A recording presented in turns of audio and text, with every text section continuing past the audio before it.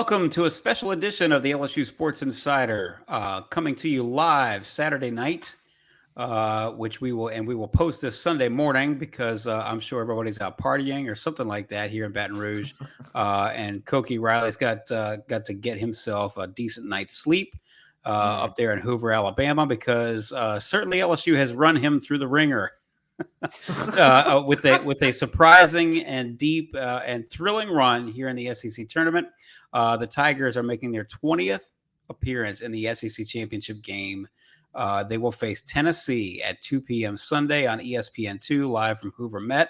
And it has been, and this is saying something for the LSU baseball program, this has been among the wildest rides that anybody has ever seen from the LSU Tigers baseball team.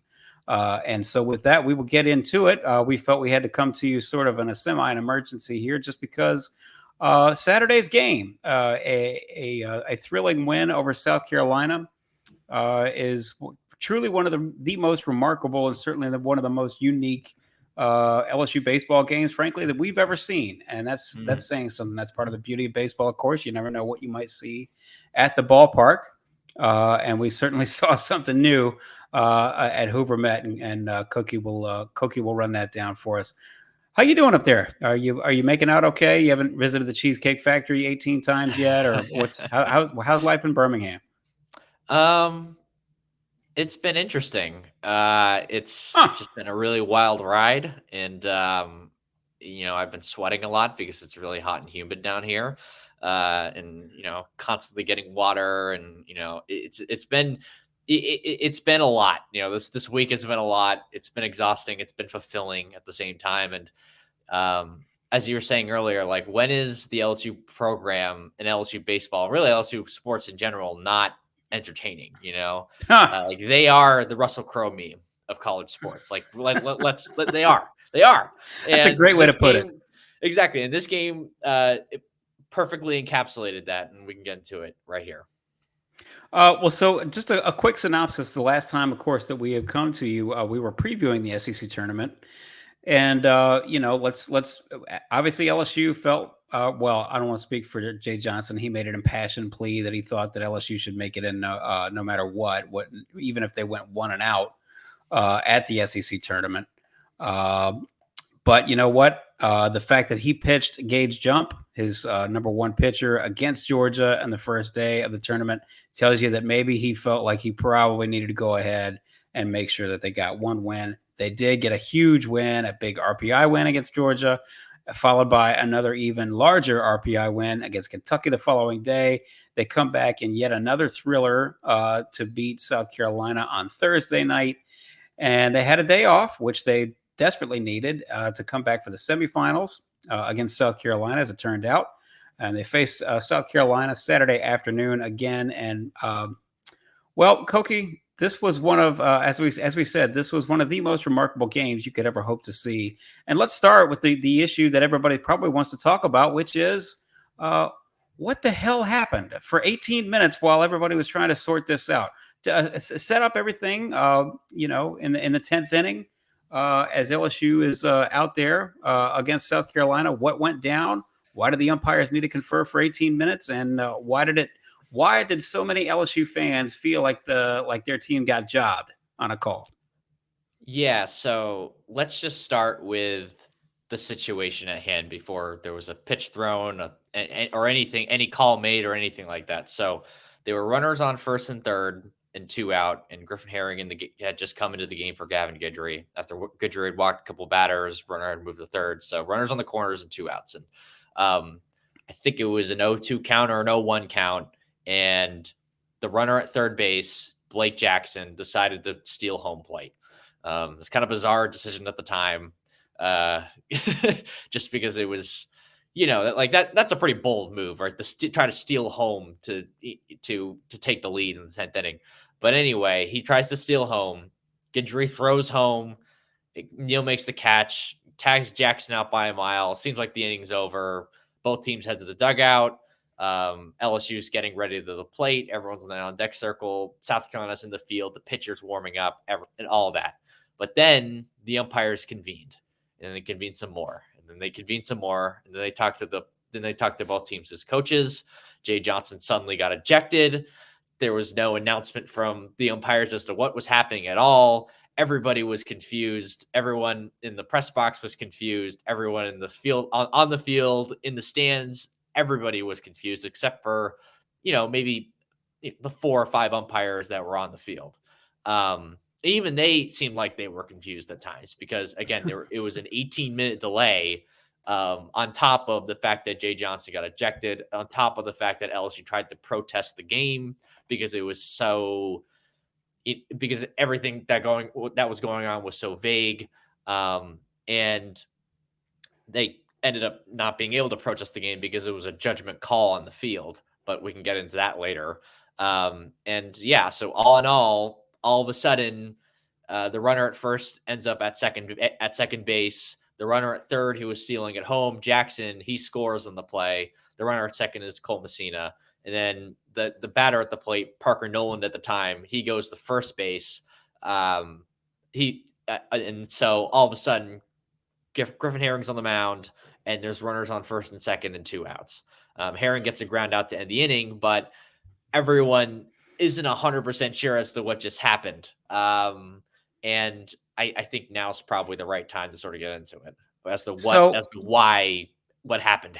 Okay, so before we get to that, though, you made mention of it just now, but does anybody in the press box, including you, have really any kind of clue as to what the hell's going on? No. I was sort of tweeting my way through my feelings a little bit, being honest, just like trying to what I think is maybe happening and what I'm just seeing on the field. And then all of a sudden Jay Johnson gets ejected. So it went from a level 1 concern to a level 5 concern, so to level 5 confusing too. Yes. I mean, it's that's very hard to parse out because, I mean, let's be honest. And this is where, we'll ask you to get into it and explain as best you can. When's the last time you saw catchers balk? So, with that, let's get into it. I have never seen a catcher's balk in a game. At least I don't think I have. I do know that it existed because yes, from the recesses of my memory, I took an umpiring class when I was in high school. It was with my dad and one of his friends, and we all took an umpiring class to maybe umpire some Little League games. And this was when I was a teenager. And I remember catcher's balk being one of the very, very obscure things that they would mention in these meetings. And this is something that the umpire should know in the very, very back of their heads. And that's why they had to meet and make sure that this happened. But with all that said, here's why they made the call based on at least their interpretation and even from what I saw from the play. So where do I start here? When Griffin Herring threw to home plate, he was the key thing to know here is that his foot was on the mound. His foot was on the rubber. So therefore he is making a pitch. And since he is making a pitch, the catcher cannot step out in front of home plate or on home plate as the runner from third is trying to steal, or if it's a squeeze play, he can't do it. He can't do that either.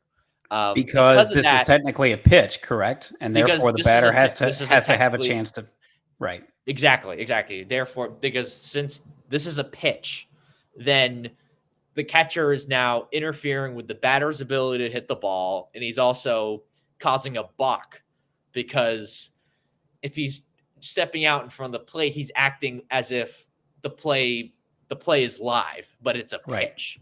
So the runner at third has the right to go home on the pitch and has the bag, if that makes sense, right? Mm-hmm. But if Herring had simply stepped off the mound, stepped off the rubber, and had thrown home, none of this happens because therefore the play is live and home plate is treated as if the runner trying to steal third base or second base, and he's trying to pick him off. That's what it turns into.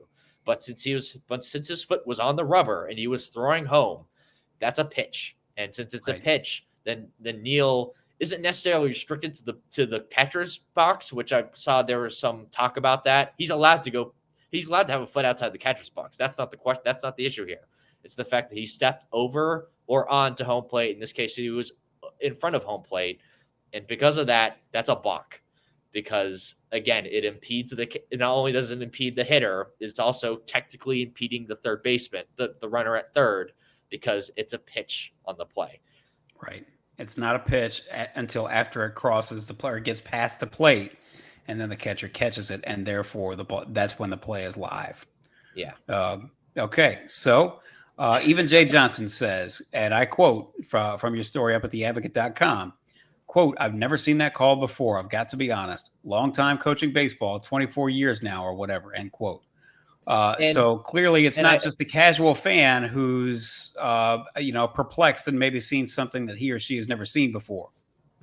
Exactly. And I'll say this call is just rarely made because either one of the teams never points it out or the umpires just don't catch it in the moment. And that's one of the reasons why it took 18 minutes to figure it out. That's one of the reasons why it only happened because Mark Kingston on the South Carolina dugout pointed it out to the umpires, being like, "Hey, I think this just happened." And then the umpires had to convene, and that's why it took forever. And if you want to argue at the fact that, why did it take so long? Why didn't they just catch it in the moment? It's just very hard to put that on too much of that on the umpires, because again, this is such a rare scenario. And I think I was talking with Todd Politz after all this had gone down, and Todd works for LSU, and he's volunteering as one of the SID helpers for the SEC this weekend. And he said that there was a play in the Tennessee Vanderbilt game on, I believe, Wednesday, where something like this pretty much happened and it just wasn't called. So, it's just kind of bad luck for LSU in that moment, that the fact that someone even caught it or even thought of it in the first place, because it's a rule and it's by the rule book, but it's such a rare play that no one really calls it, even if it's something that does happen, maybe slightly more often than we think it does. So, it's just bad luck for LSU, if I'm being totally honest, because I don't think I don't want to blame the umpires too much for this, because again, like, they went by the rule book and got the call right, because ultimately Herring's foot was on the mound, on the rubber, and that's the key, on the rubber. And Brady Neal did step in front of home plate. So because of those two things happened, that is by a rule, that is a catcher's block. So it's absolute madness. But I think LSU fans are going to hate me when I say this. I think they got the call right. So one of the other sublayers, as you mentioned, one of the other sublayers to making this so difficult and making it an 18-minute ordeal for them to sort out is that this play is not reviewable. Yeah. Exactly. So they it's not like soccer where they can go to VAR or something like that. LSU tries to protest this play under protest. Explain to us why they couldn't really protest. But because it's a judgment call, right? Okay. So it's a judgment whether Neal was on or in front of home plate. And for that reason, you can't really protest a call that's just purely based on a judgment. And the fact that you can't review it means you can't really go back and see whether they had actually made the right call or not. But if you look back at the video, Brady Neal is at least over, if not in front of home plate. Oh, it's not up for debate. It's not up for debate as to whether he's over the plate or not. Exactly. The only thing that's really in question is whether Griffin Herring came off the rubber. And he was definitely on the rubber. He was going through a pitching motion, and it was like it was almost like a pitch out, like a situation, right? And and again, like, if Griffin Herring simply takes his foot off the rubber and throws the home, none of this happens, because it gives the catcher more leeway to treat home plate as if the shortstop would treat second base, or as if the third baseman would treat third base in a similar situation, like a pickoff situation. Think of it like that. But it's not a pickoff situation if he's still on the rubber and just throwing home. It's a pitch. So one way or the other, this comes about, and of course LSU fans are none too pleased. Jay Johnson clearly none too pleased. He gets tossed. We will get to his status here in a moment. The fans are not happy. One way or the other, we move on. And Koki, this may be, I don't want to put words in your mouth, but this may be why we love baseball so much. because somebody like Mike Fontenot or Dustin Pedroia or Lenny Dykstra, or in this case, Steven Milam, all 5'8", 172 pounds of him, Monster Milam, takes care of business. It doesn't matter really what happens with a catcher's balk when the smallest guy out there on the diamond connects for a home run to walk him off. How about that? Take us through it. Yeah, absolutely. And Hayden Dravinsky draws a walk, and then Monster Milam comes up and just takes that high fastball and drives it out of the park as a right-handed hitter when he's a switch hitter and a natural lefty. And it's just more evidence that Milam has really figured out SEC pitching. And this is not just something that's happened during the SEC tournament. This is something that's been brewing for the last couple of weeks in SEC play. And it's something that he had a lot of trouble with for really the first half of SEC play. And now he's not only hitting the ball, but he's driving the ball. And you're kind of seeing that power from him. And if he keeps on playing like this, that's a major league player. And I don't care about his size. And I mean, Jose Altuve exists and Dustin Pedroia. Yeah, we talked about Dustin Pedroia, Lenny Dykstra, these little guys. I mean, they're and the key thing for him, if he wants to be a major leaguer, is to show off that power. And the fact that he can do it now from both sides of the plate is really a huge development for LSU and obviously for his future prospects as a pro player. And it was just an absolutely remarkable moment. I mean, I remember as I was trying to write about what the heck just happened in the top of that inning with the whole catcher's balk situation, he hits the home run. And I'm just like, you got to be kidding me! Like, this is unbelievable chaos. Well, I mean, and that was the end of the chaos, and the catcher's balk was clearly the most explosive part of the chaos. But it was a day of chaos from start to finish. Let's talk about LSU falling behind 8-0, and somehow coming all the way back. I mean, this has been. I don't want to put words in your mouth, Koki, but we're talking about, is this seven in a row now, going back to Ole Miss? Yes. Well, I guess 8 in a row if you want to count the. Well, no, 7 would be 7 in a row because it didn't play a midweek game in the last. Yes, 7 in a row, including some of the heaviest of heavy hitters here at the SEC tournament: Georgia, Kentucky, 2 over a fairly game South Carolina team. And now they're going to face Tennessee. If anybody would have told you 2 weeks ago that they're going to go 7-0 against the schedule, I don't know that anybody would have really believed it. Would have required something of a willful suspension of disbelief. But they go ahead. They had to throw a whole bunch of guys because there wasn't a whole bunch of outs to be had early on in this game. And we discussed, obviously, when they got to Saturday, they were probably going to be. It might be a bullpen game, regardless of how well the bullpen throws. But one way or the other, you saw 9 pitchers in this game. You get all the way back to 10-10, and then Griffin Herring comes in, and you see what happens. But how about this run? How about this run by the LSU baseball team? And then we'll get to Jay Johnson and whether he's going to be around in the dugout for the championship game against Tennessee on Sunday.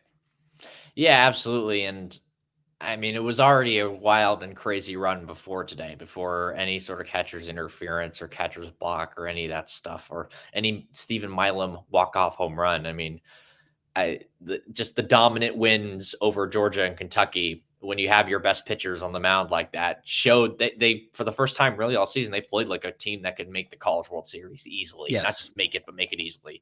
They played like a team. They played like last year's team. Like, that's what it felt like. And when they had dominant pitching on the mound and good offense that could punish mediocre pitching, which is exactly what you saw in those 2 games.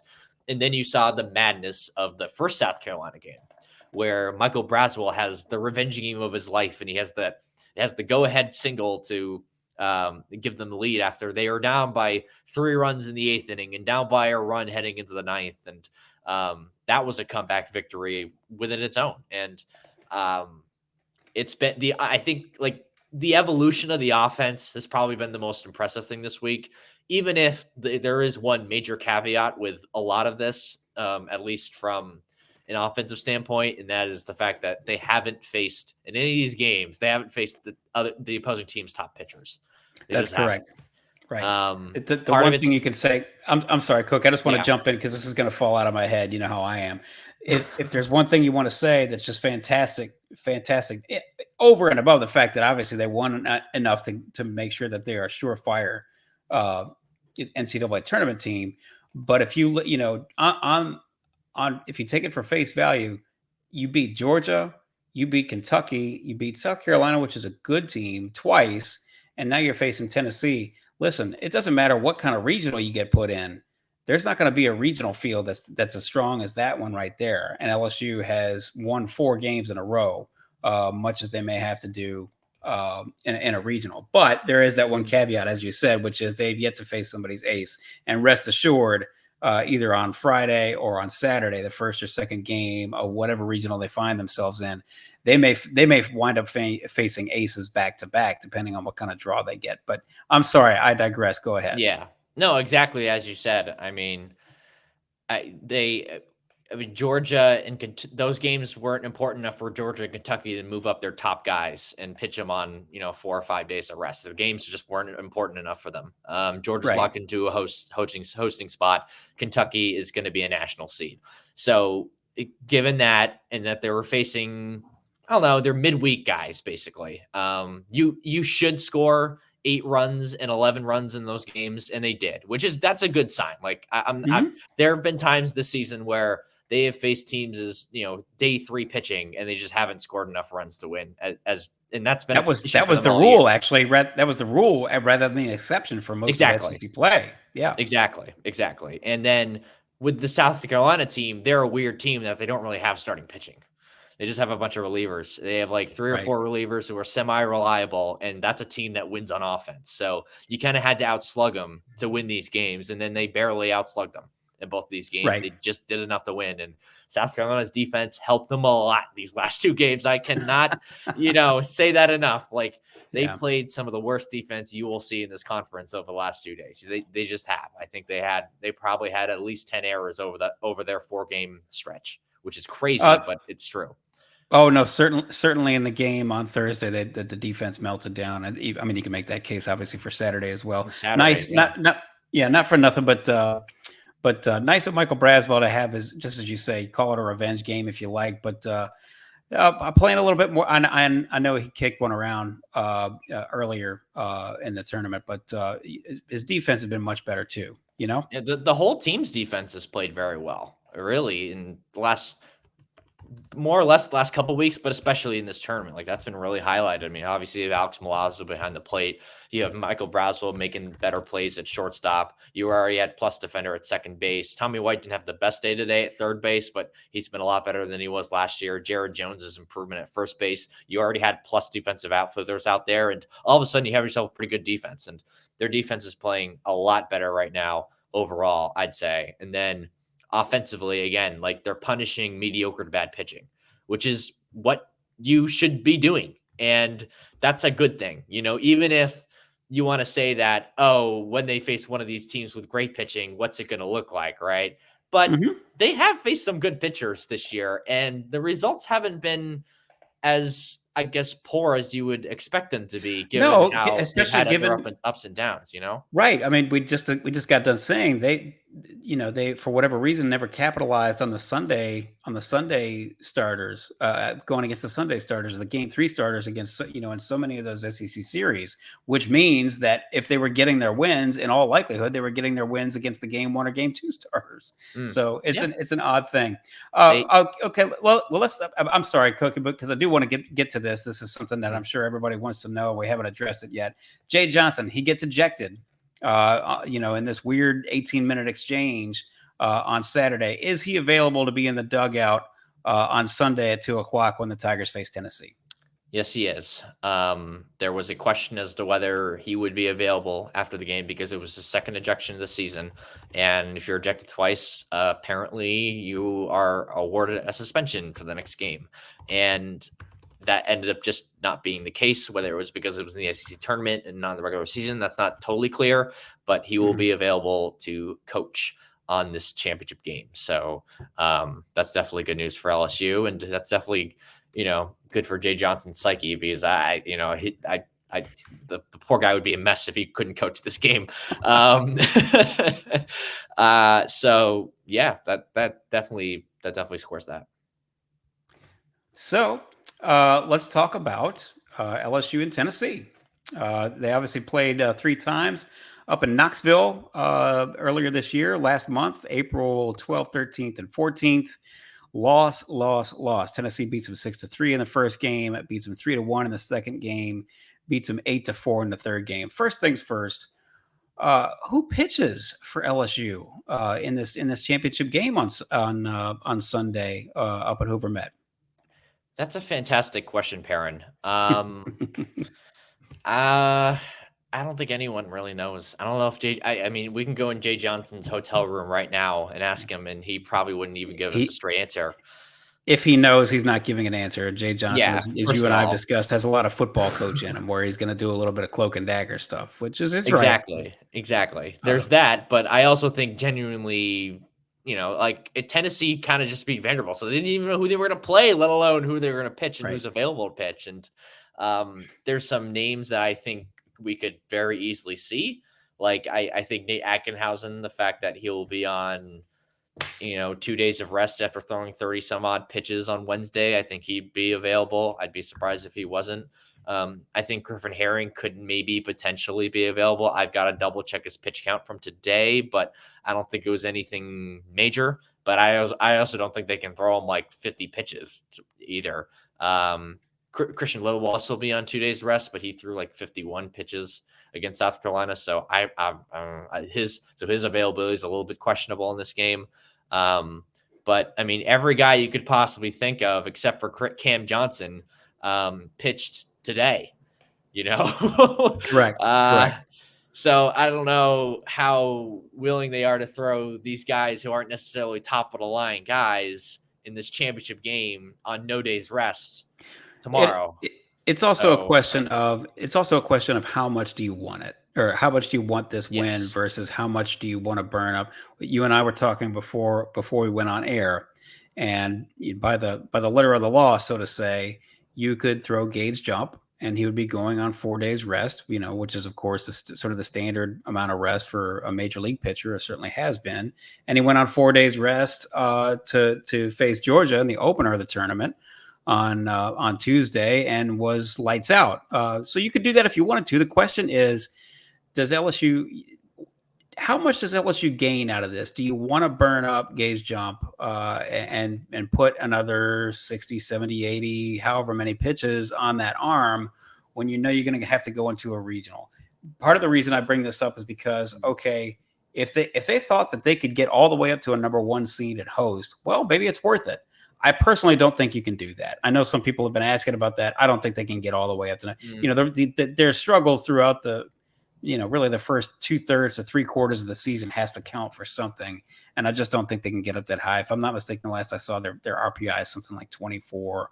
And so I don't think that's realistic. And therefore, how much do you gain by winning or losing this game and also burning up Gage Jump and, some of your frontline guys? The interesting thing is when it comes to like a metric standpoint, if they beat Tennessee, it's like they're in the ballpark if you just kind of erased your memory from the 3-12 start, because they're 20th in RPI right now as we speak. And if they beat Tennessee, that they're probably going to be around 17 at least, maybe even higher than that. Again, that's the number 1 team in the country you just beat. And at least 18, I'd say. And that kind of gets you into hosting range more than say Mississippi State and their fans and that team has been talking about needing to host forever and for a while now, and they're like they've dropped down to like 25th in RPI. So that kind of gives you an idea of like, weirdly, if you just stare at the metrics, right, and KPI, which is the other I guess resume comparison metric tool that the committee will be using, they're 16th in it. That was before today. So now with today's win, they're probably in the top 15. So if you consider those two things, and you didn't know that they went 3-12 in conference play, you'd be like, oh, they're in contention to host. I don't think the committee's going to look at it that way. Personally, I would be pretty shocked if they hosted, even if they won against Tennessee. Not even if they won. So I do agree with that's the long way of saying I do totally agree with you that.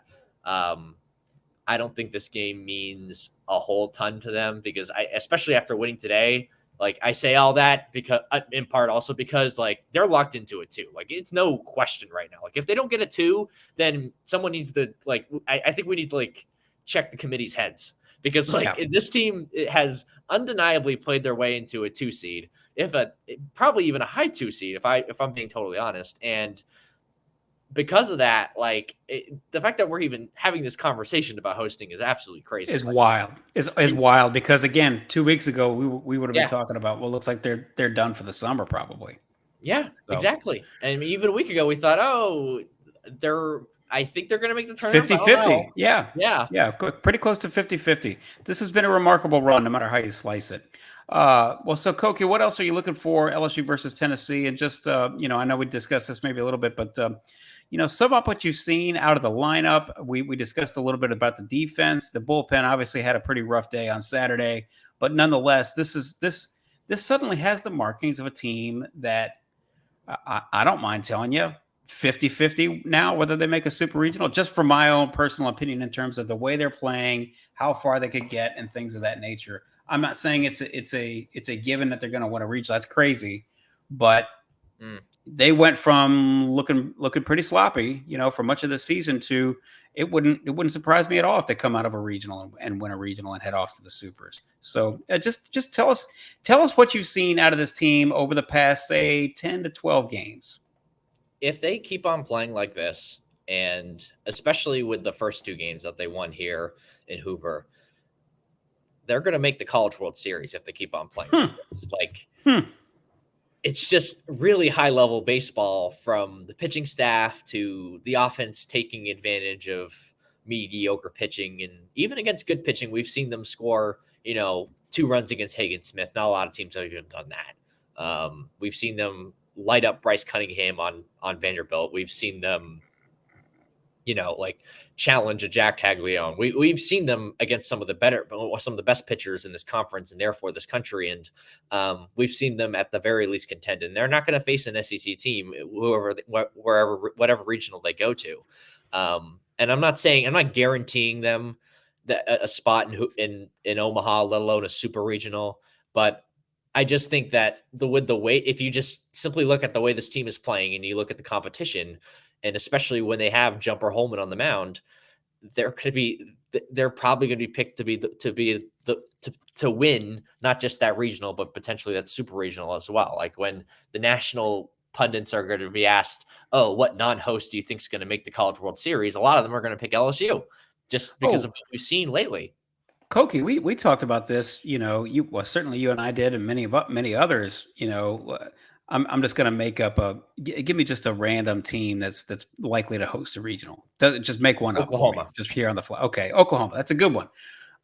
We were talking about this when it looked like LSU was going to be a number 3 seed. How'd you like to be Oklahoma? You get, you're going to host the Norman Regional, and then you see these guys come in as a number 3 seed. That's got to be just from the uniforms alone. That's got to be nightmare fuel for anybody who's hosting. Now you're talking about, a team that's played its way into a number 2 seed, but also looks like one of the better, playing like one of the better teams in the country right now. So exactly. Certainly anything is on the table.